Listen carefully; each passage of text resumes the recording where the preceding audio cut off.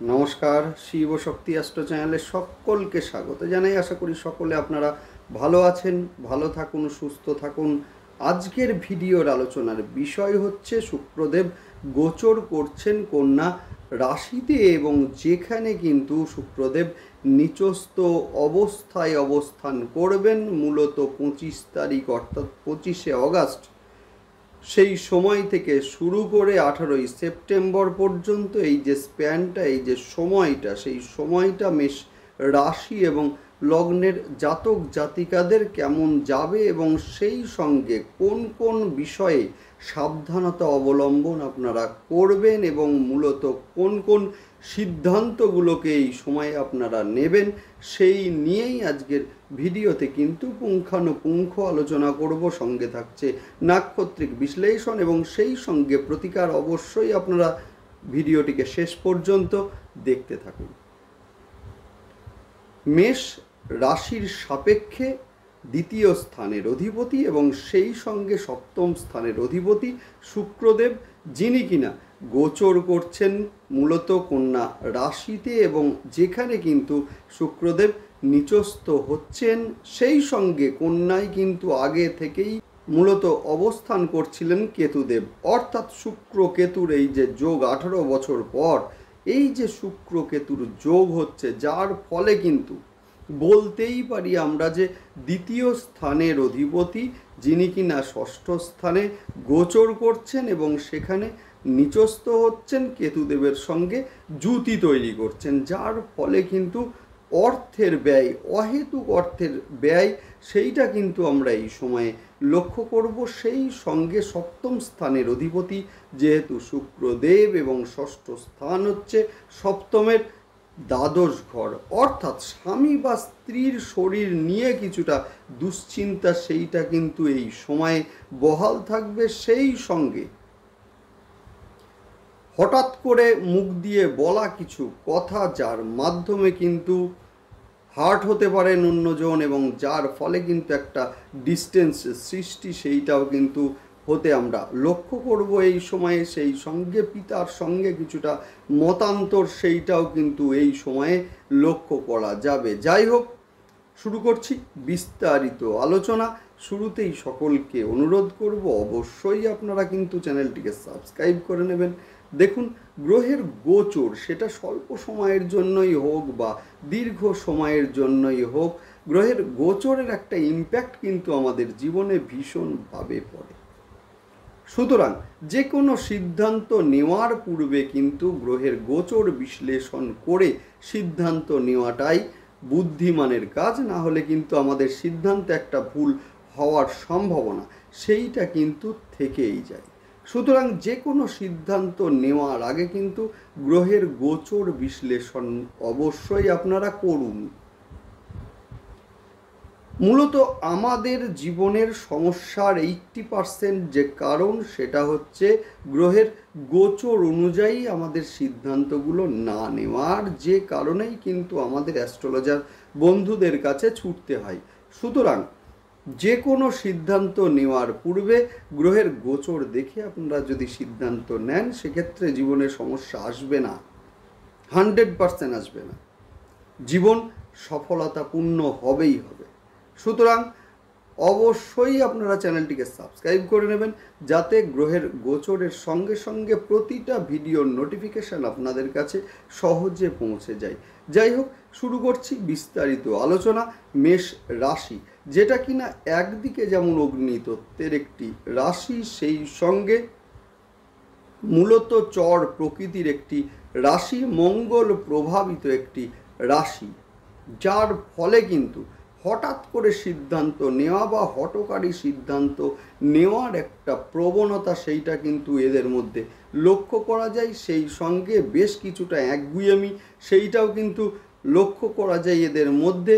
জীবনে বাধা বিঘ্নের মধ্য দিয়ে উন্নতি, যেহেতু মঙ্গল দেব কিন্তু রাশি বা লগ্ন এবং সেই সঙ্গে অষ্টম স্থানের অধিপতি, অর্থাৎ কিন্তু জীবনে বাধা বিঘ্নের মধ্য দিয়ে এদের কিন্তু সফলতা আসে। জীবনে যথেষ্ট রোম্যান্টিক প্রকৃতির হয়ে থাকে এরা। সেই সঙ্গে কিন্তু গুছিয়ে কথা বলতে পারে। এরা যেহেতু শুক্রদেব হচ্ছেন দ্বিতীয় স্থানের অধিপতি। যাই হোক, বিষয় হচ্ছে মেষ রাশির দ্বিতীয় স্থানের অধিপতি এবং সপ্তম স্থানের অধিপতি শুক্রদেব গোচর করবেন মূলত কন্যায়, এবং সেখানে তিনি নিচস্থ হবেন। সেই সঙ্গে আরও একটা কথা বলে রাখা ভালো, সেটা হচ্ছে কন্যায় কিন্তু কেতুদেব অবস্থান করছেন অলরেডি, যার ফলে কিন্তু শুক্র কেতুর একটা যোগ সেইটা কিন্তু তৈরি হচ্ছে এই সময়। এই সময় বলতে মূলত 25শে অগাস্ট এবং সেখান থেকে শুরু করে 18ই সেপ্টেম্বর পর্যন্ত, অর্থাৎ এই সময়ে মূলত এমন কিছু কথা মুখ ফসকে বেরিয়ে আসবে, হয়তো আপনি ভাবেনও নি যে এই ধরনের অ্যাপ্রোচ আপনি করবেন বা এই ধরনের কথা আপনি বলবেন। যে কথাটা আপনি বললেন হয়তো সেই মানেতেও আপনি বলেননি, কিন্তু তার অর্থ হয়ে যাবে অন্য। সেই সঙ্গে আমরা বলবো যে যার ফলে কিন্তু কিছু মানুষ মূলত আপনাকে ভুল বুঝবে, বা সেই সঙ্গে প্রেমের ক্ষেত্রে আপনি হয়তো যে কথা বলতে চাননি কিন্তু মুখ ফসকে এমন কিছু কথা বেরিয়ে গেল যার ফলে কিন্তু বিপরীত লিঙ্গের মানুষটি আপনাকে ভুল বুঝলো, এবং সেই সঙ্গে একটা ডিস্টেন্স সেইটা কিন্তু এই সময়ে তৈরি হওয়ার একটা সম্ভাবনা সেইটা কিন্তু এই সময়ে রয়েছে। সপ্তমপতি শুক্রদেব ষষ্ঠে, অর্থাৎ স্বামী বা স্ত্রীর শরীর নিয়ে কিছুটা দুশ্চিন্তা সেইটা কিন্তু এই সময়ে বৃদ্ধি পেতে চলেছে। সেই সঙ্গে আমরা দেখব যে যাদের যাদের বিবাহের কথা চলছিল হঠাৎ করেই সেই বিষয়টা মূলত থেমে যাওয়া, বা যাদের বিবাহ ফাইনালাইজড হচ্ছিল হঠাৎ করেই সেটা ভেঙে যাওয়া, অথবা বিবাহের ক্ষেত্রে কিছুটা ডিলে হওয়া, সেইটাও কিন্তু আমরা এই সময়ে ঘটতে দেখব মূলত মেষ রাশি এবং লগ্নের জাতক জাতিকাদের। সেই সঙ্গে স্বামী স্ত্রীর মধ্যে কিছুটা ভুল বোঝাবুঝি এবং সেই সঙ্গে একটা মানসিক ডিস্টেন্স সৃষ্টি সেইটাও কিন্তু হতে লক্ষ্য করব আমরা এই সময়। মেষ রাশি এবং লগ্নের দ্বিতীয় ভাব বা ধনভাবের অধিপতি যিনি কিনা ষষ্ঠ স্থানে গোচর করলেন, অর্থাৎ অর্থের অহেতুক ব্যয় সেইটা কিন্তু এই সময় আমরা ঘটতে দেখব। সেই সঙ্গে আপনার বাজেট বহির্ভূত বেশ কিছু খরচ এই সময়ে কিন্তু লক্ষ্য করা যাবে, বিশেষ করে পরিবারের কোনো সদস্যের অসুস্থতা এবং যার ফলে অর্থের ব্যয় সেইটাও কিন্তু এই সময়ে লক্ষণীয়। যারা মূলত অ্যাস্ট্রোলজি বা অকাল্ট সায়েন্স নিয়ে আছেন, বা মূলত তন্ত্র বা ইত্যাদি নিয়ে আছেন, সেই সঙ্গে রিসার্চ ওয়ার্ক আপনারা করছেন, এদের ক্ষেত্রে কিন্তু সময়টি যথেষ্ট শুভ।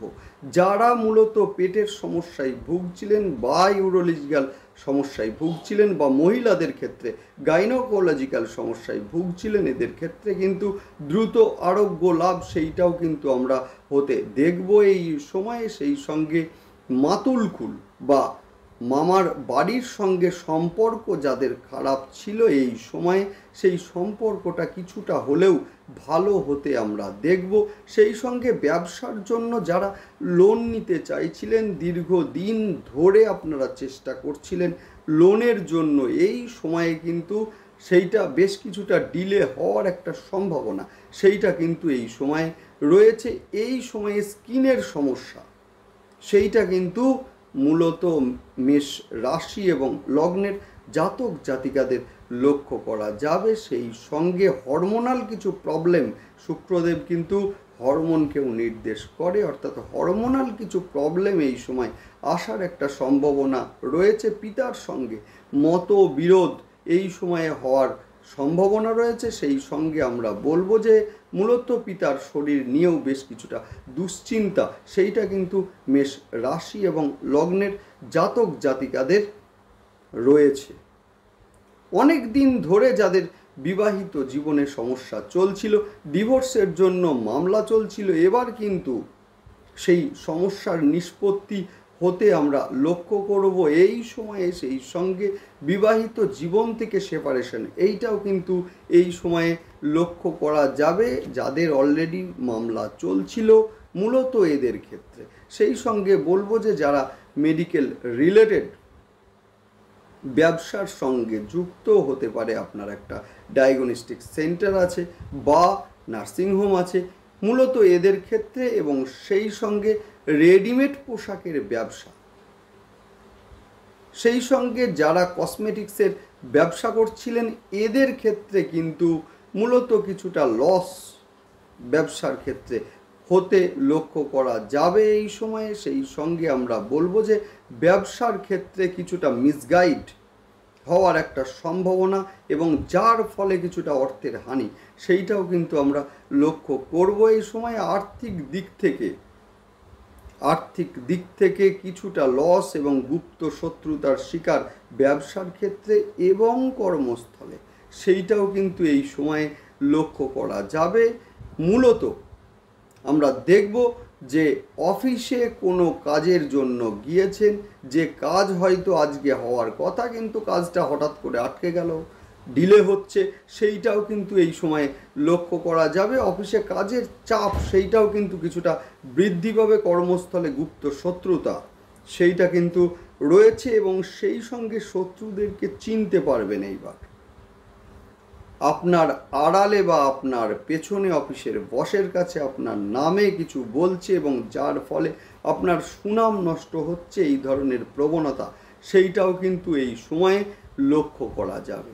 সেই সঙ্গে স্বামী বা স্ত্রী, যাদের স্বামী বা স্ত্রী বিদেশে যাওয়ার জন্য চেষ্টা করছেন কর্মের সন্ধানে বা কর্মের জন্য, এদের ক্ষেত্রে কিন্তু যথেষ্ট শুভ এই সময়।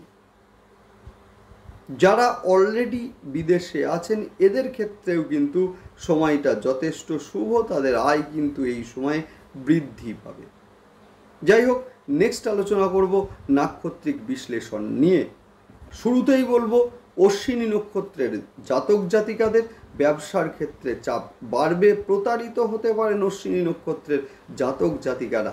মায়ের সঙ্গে কিছুটা মতবিরোধ সেইটাও কিন্তু এই সময়ে লক্ষ্য করা যাবে। স্কিনের সমস্যা, সেই সমস্যায় ভুগতে পারেন অশ্বিনীর জাতক জাতিকারা। নেক্সট আলোচনা করব ভরণী নক্ষত্রের জাতক জাতিকাদের ক্ষেত্রে বিবাহ বহির্ভূত সম্পর্কে জড়িয়ে পড়ার একটা সম্ভাবনা সেটা কিন্তু রয়েছে। কর্মক্ষেত্রে উন্নতির যোগ সেইটা কিন্তু আমরা এই সময়ে লক্ষ্য করব।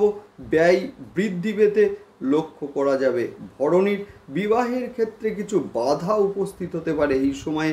সেই সঙ্গে খাদ্যের জন্য পেটের সমস্যা সেইটা কিন্তু এই সময়ে ভরণী নক্ষত্রের জাতক জাতিকাদের লক্ষ্য করা যাবে। নেক্সট সর্বশেষ আলোচনা করব কৃত্তিকা নক্ষত্রের জাতক জাতিকাদের হঠাৎ করে রেগে যাওয়ার একটা প্রবণতা সেইটা কিন্তু লক্ষ্য করা যাবে। গুপ্ত শত্রুতার শিকার হতে পারেন মূলত কৃত্তিকা নক্ষত্রের জাতক জাতিকারা। প্রেমের ক্ষেত্রে প্রতারিত হওয়া বা সেই সঙ্গে ভুল বোঝাবুঝির শিকার সেইটাও হতে পারেন মূলত কৃত্তিকা নক্ষত্রের জাতক জাতিকারা। এবার আলোচনা করব প্রতিকার নিয়ে।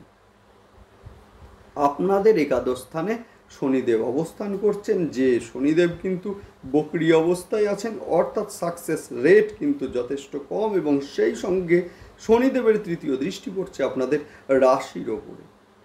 অবশ্যই প্রতি সোমবার এবং শনিবার রুদ্রাভিষেক অবশ্যই আপনারা করুন, ভীষণ ভালো থাকবেন, 100% ভালো থাকবেন। এবং সেই সঙ্গে বলবো যে শনিবারের দিন যখন রুদ্রাভিষেক আপনারা করবেন সেই সময় অল্প একটু কালো তিল মহাদেবকে অর্পণ করুন, 100% ভালো থাকবেন। এবং সেই সঙ্গে শুক্র যাদের নিচস্থ আছেন বা শত্রু গৃহগত আছেন, দেখুন শুক্রদেব হচ্ছেন আমাদের পার্থিব সুখ, আমাদের অর্থ, আমাদের বৈবাহিক জীবন, সব কিছুর কারক গ্রহ হচ্ছেন শুক্রদেব। সুতরাং শুক্রদেব যাদের জন্মছকে নিচস্থ আছেন বা শত্রু গৃহগত আছেন বা শত্রু গ্রহের দৃষ্টি রয়েছে, এদের ক্ষেত্রে বলবো ছয়মুখী রুদ্রাক্ষ শোধন করে ধারণ করুন, 100% ভালো রেজাল্ট আপনারা অবশ্যই পাবেন।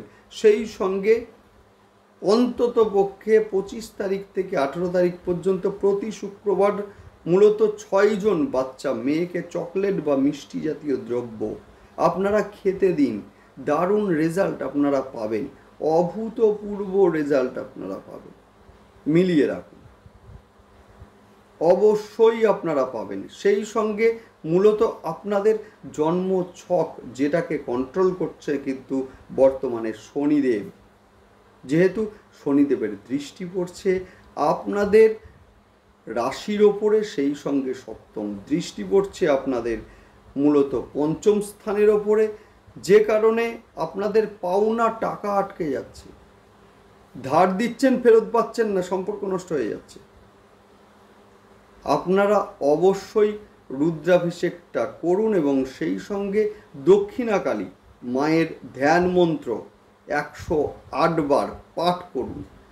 দেখুন না, আমাকে অবশ্যই আপনারা কমেন্টে জানাবেন, দারুণ রেজাল্ট আপনারা পাবেন। যাই হোক, ভালো থাকুন, দেখতে থাকুন এবং সেই সঙ্গে চ্যানেলটি অবশ্যই সাবস্ক্রাইব করে নেবেন। নমস্কার।